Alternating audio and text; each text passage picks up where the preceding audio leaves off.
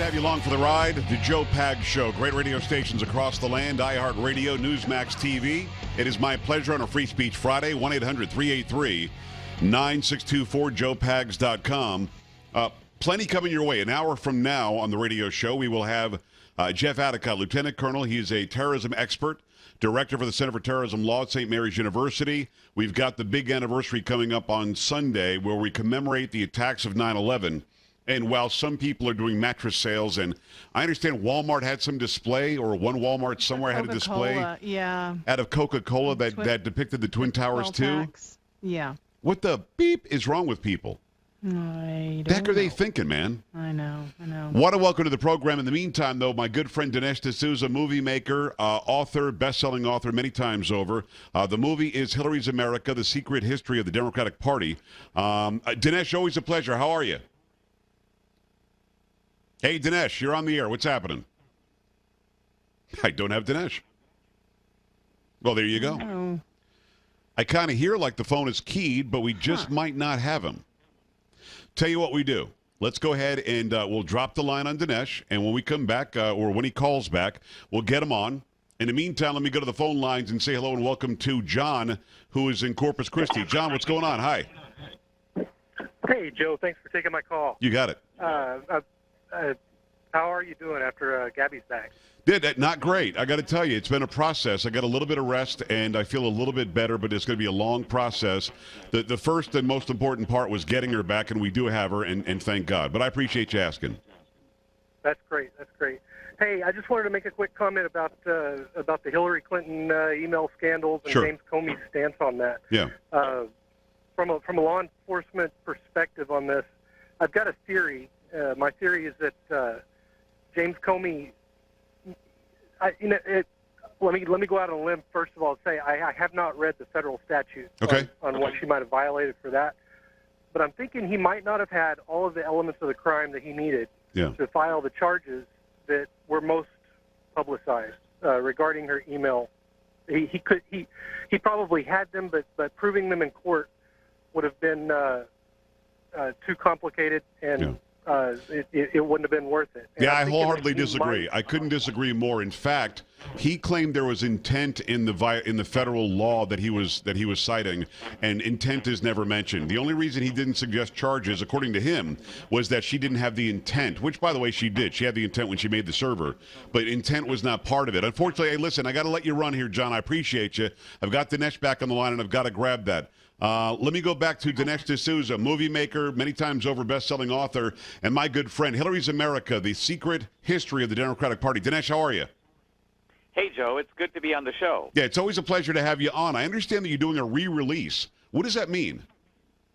Well, a re-release is a pretty rare event in movies. Basically, it's when the theaters decide that a movie is released, and yet it has a kind of a second wave. And I think what's happened here is that there's popular demand for the movie, and second of all, as we go into September, past Labor Day, the election is heating up. And in fact, there's Trump. He's all over the themes in the movie. Yeah. So the theaters decided, look, let's put the movie back into, so it's been in 400 theaters. It's in about 200 theaters now.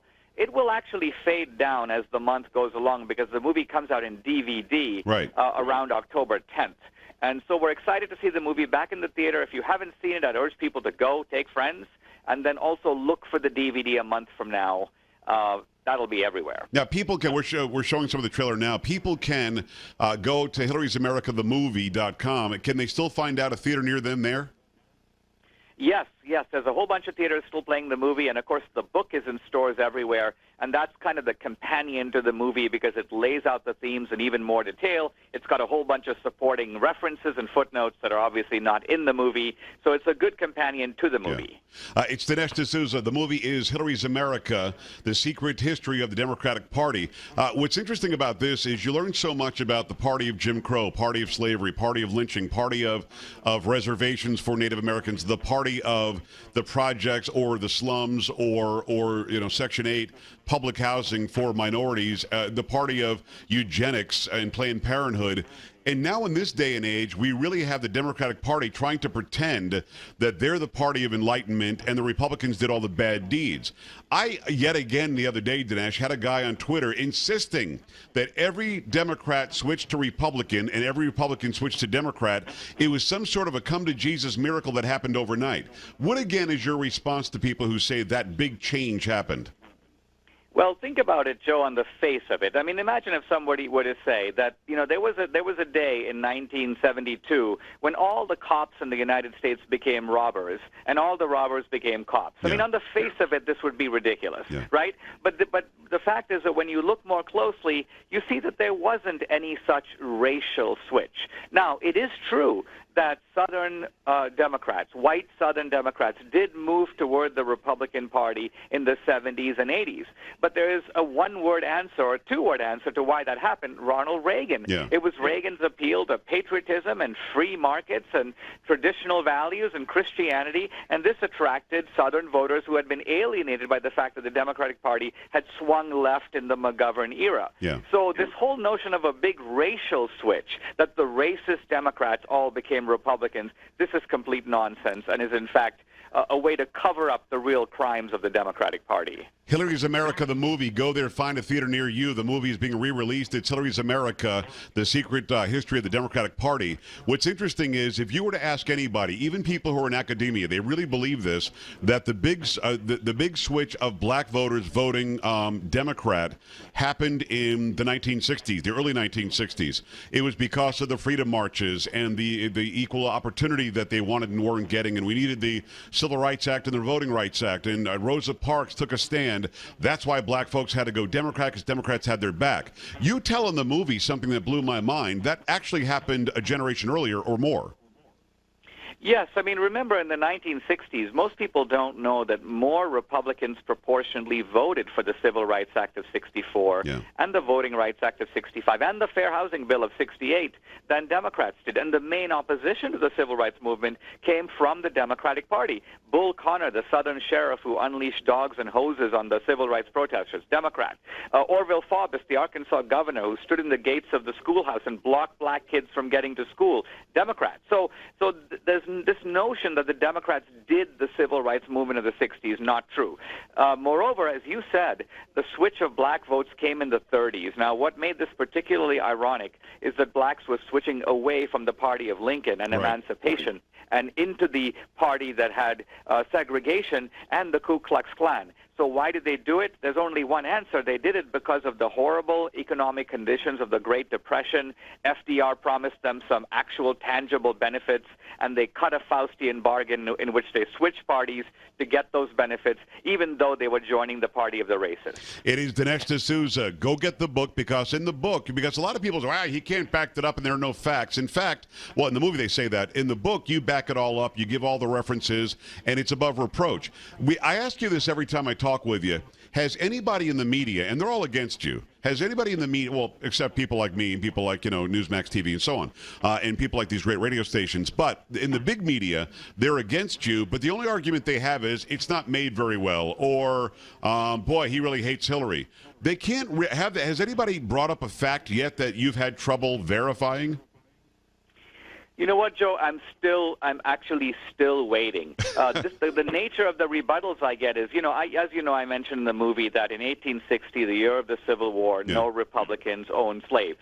All the slaves, and by the way, we're talking about 4 million slaves at the time, all owned by Democrats. Now, the kind of rebuttal I get is someone told me, Ulysses Grant, who led the Union armies, had a servant who was originally bequeathed to him as a slave. And that's actually true, but remember, at that time, Ulysses Grant was not a Republican. Ulysses Grant became a Republican later. So think about this. I'm making a spectacular claim about 4 million slaves. It's being rebutted by one guy, and even that one example, highly ambiguous, because when Ulysses Grant was a Republican, he did not have any slaves.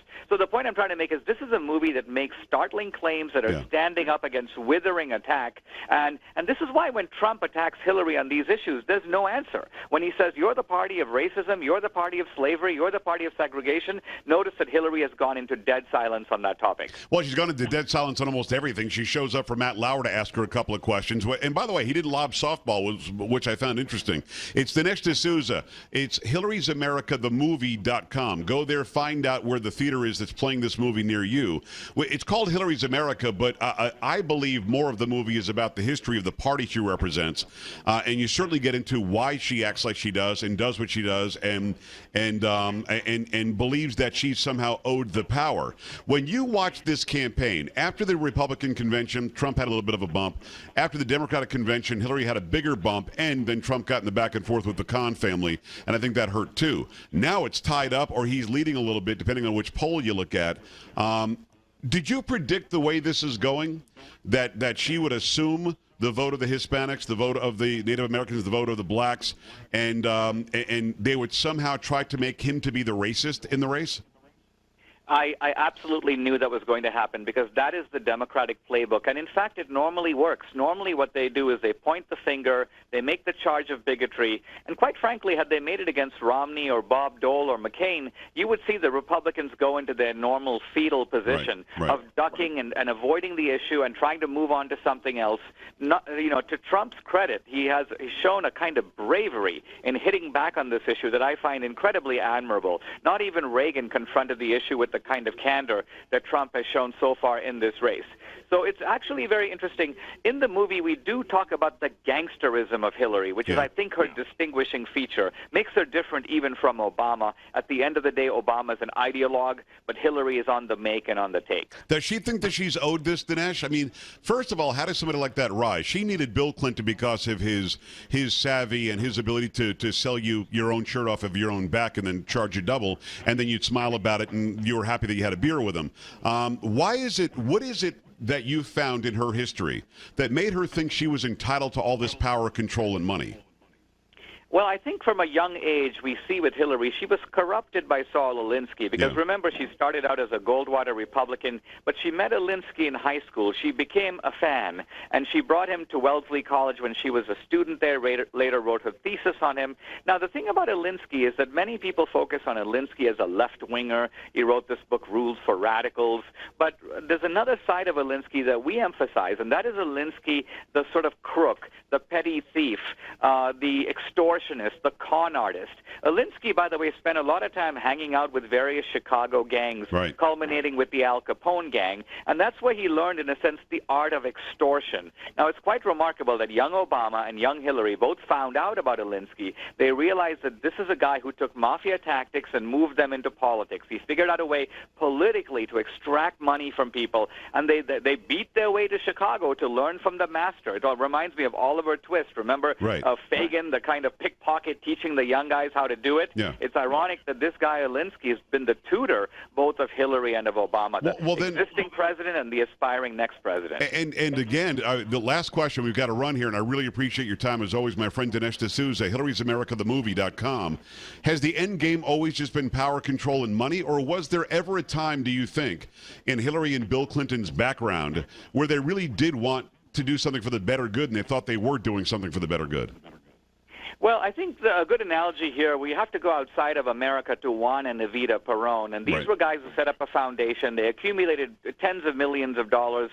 It was all for their own benefit. But they spun out an elaborate rhetoric about how they're doing this for the campesinos, they're doing this for the people, and so on. I think with Hillary and Bill, the same thing.